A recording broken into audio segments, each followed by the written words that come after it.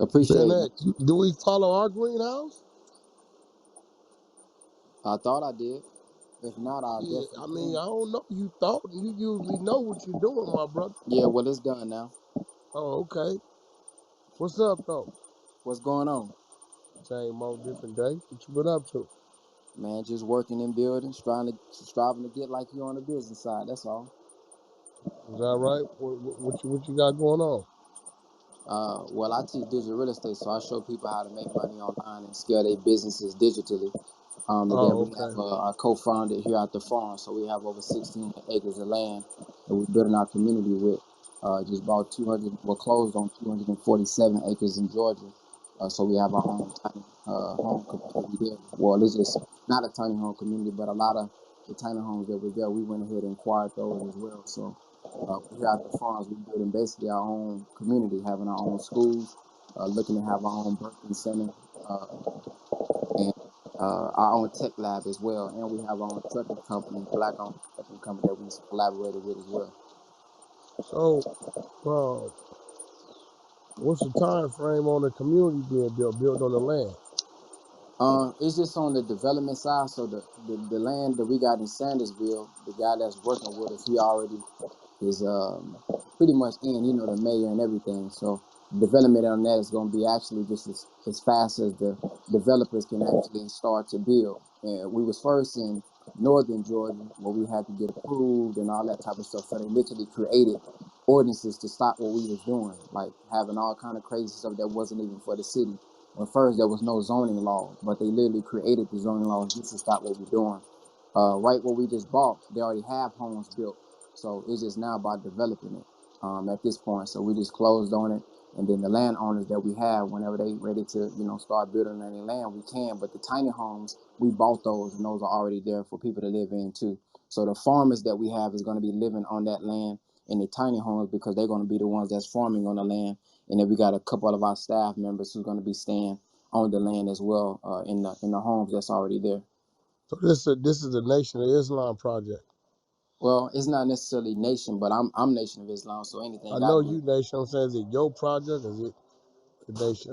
That's what I'm trying to figure out. Is it just I'm you and collaborating what with you? people that's in the nation. So I consider anything I'm doing with the believers a Nation of Islam project, not of my own, because I'm going to eventually die. So the blueprint that we have and the structure that we have is all based on the teaching. So I call it a nation thing. So when it comes to the business, you're only dealing with people that's of the nation, the NOI, FOI. You dealing with outside people as well. Oh, outside as well. Okay. All right. Well, shit, that's promising. Cause I've always scratched my head about that Man March. I never seen nothing come up. So I'd be like, when it Yeah, I comes think. to that, I question that. You know me, I'm gonna call a spade a spade. Yeah, yeah, I question it as well Yeah, because where that money went, where that in money went, bro. So I ain't, 1990. Yeah, in 1995, I looked at the public Washington yeah. audit report, and the audit report actually says that there wasn't even a profit made. It was actually in debt due to how much the expenses was, and based on what was raised. I also question the progress because many people bring up the progress. Of course, I was only 1 year old at that time, but a million men raised their hand and said that they were going to pledge to go back and do things, not a million FOI, not a million MGT, but a million Nah, men. bro, One y'all, of those yeah, things was but y'all, the businesses and all money that. was the hold on, don't do that. That was orchestrated by the Nation of Islam. The money was administered by the Nation of Islam. Don't do that, bro, because to date, and don't nobody say nothing, but I ain't no damn fool. You know what I mean? It was supposed to be this, and that. I didn't personally. Maybe I wasn't looking hard enough. I thought I was gonna see some schools or maybe some type of funding, for some child resources, just anything. The Man March came, bunch of people raised a bunch of money, and then we ain't hear nothing. Got it. Well, I was trying to explain, but you cut me off, so you can go ahead. I really Yeah, I don't want know to go back and because forth. you want to go somewhere else, you want to put it somewhere else, but we did this because the Nation of Islam called upon us. Got it. Nobody told us and that. Now they saying that after people was questioning where the money No, went. he said that Nobody, on that you know day. what I'm saying? Yeah, he had everybody say the pledge on that particular day. It wasn't after.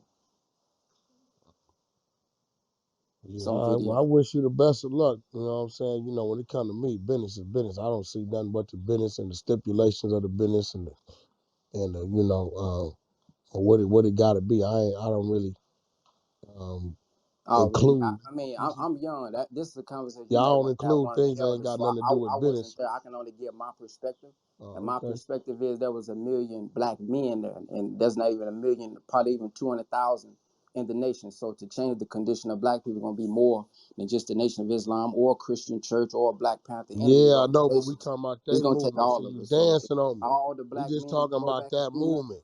then we ain't gonna never We see no change, no isolating matter how that much we do right. situation. But hopefully you do yours a little better, man, and you get great Yeah, I'm results. striving to. Hopefully, we get some help, outside help and inside. So, Yeah, absolutely. yeah. All right. I was around for that Million Man March, and just Yeah. the movement in and of itself, um, inspired me to do better, do more. If not for anything else, for myself, I'll say Was that. the march lit? Everybody was out there in unity. There was a lot of building going on, or what was it Fathers, looking Yeah, like? sons, very fathers and motivational. sons. Yeah, Mm. very Yeah, motivational, the man. root Shit. of it was for atonement. So, um, if you just go like maybe Nation of Islam or not Nation of Islam, but Million Man March, 1995. I'm pretty sure some final call articles you can find. The whole purpose of it was for reconciliation, and atonement. So that's why it's called the Holy Day of Atonement. So every October they have the Million Man March, Holy Day of Atonement, which was for black men to come together and atone for whatever we haven't been doing or what we have been doing wrong. And then he gave everybody a pledge to say, which was to go back, do better for yourself mentally, spiritually, financially, businesses, go back to do something for yourself, your family, and your community. And I've interviewed several people who was inspired by the Million Man March. Actually, the brother who brought me in and inspired me on this journey was inspired by the Million Man March, and that's how he particularly came in. So that was the root of it, not to go out there and actually, shoot nothing or do anything like that, but more so to come together and get some real atonement for ourselves and see what we can do to go back and change our own reality. So we're supposed to go back and set up local organizing committees, go back and formulate black organizations and groups. So at that time, he said, everybody go join a black organization, no matter what it is, so that we can start to build together in unity. Because specifically, he said it's going to take more than one organization to get it done, which we see that now it's going to take more than just a lot of people just to get something done for the masses of the people. Let me ask you a question. You think that we should like put ourselves in a box and just deal with black organizations when we building things, or you think we should just build with organizations to strengthen and build our black businesses? That's a good question. I think that we should first focus on ownership. So at this point in today's time, I heard the minister say we should have allies. We can come to the table with anybody, long as we come to the table with some strength, long as we come to the table where we ain't bending over. But if we got some power and we got some equity and ownership that we can stand on, then we should unite with whoever can give us the help that we need, but not unite so that they can be majority of the owners and get majority benefit. The Honorable Elijah Muhammad says self first, then others. So there's nothing wrong with doing for others. We want freedom, justice, and equality for all, no matter creed, class, or color. But we must do something for ourselves first so that we can have something to pass down. So if we just coming together, but we ain't got nothing to pass down, then I would say no. But if we uniting with organizations that can help us, then I would say yeah, no matter what color they are. Yeah, you off to the right track, because I tried that all black thing. It set me back. I had to open up my mind to doing business with the people that can help me get the business done. But I'm with you on controlling and owning the majority as well. You know what I mean? You know, you come in your first business, it might be a 50% situation. Your next one might be an 80-20. By the time you get your third, fourth one, you might be in a position where you can finance yourself and own everything. You know what I mean? But even in that situation, being realistic about business, sometimes somewhere in there, you're gonna have to go to the public if you want to get to that Fortune 500. So it's never gonna be 100% of it anyway. Me and you both know that. You gonna have to come off Absolutely. something. You know what I mean? So that's a narrative a lot of people don't understand when they hear that. They're like, yeah, we want to own the whole thing. I said, well, you're gonna be the only one sitting over there dealing with it, because if you want to go, you want to get to the stock market, you want to get to that next level of it, you know, you're gonna have to come off some of that for the people to invest into it. So, but owning the majority is definitely an aim and goal, man. I've been watching you and following you, man. You definitely are to a great start, and I see your idealism of how to do business is, you know, that of today. So, man, keep that up, man. Keep Appreciate that it. up.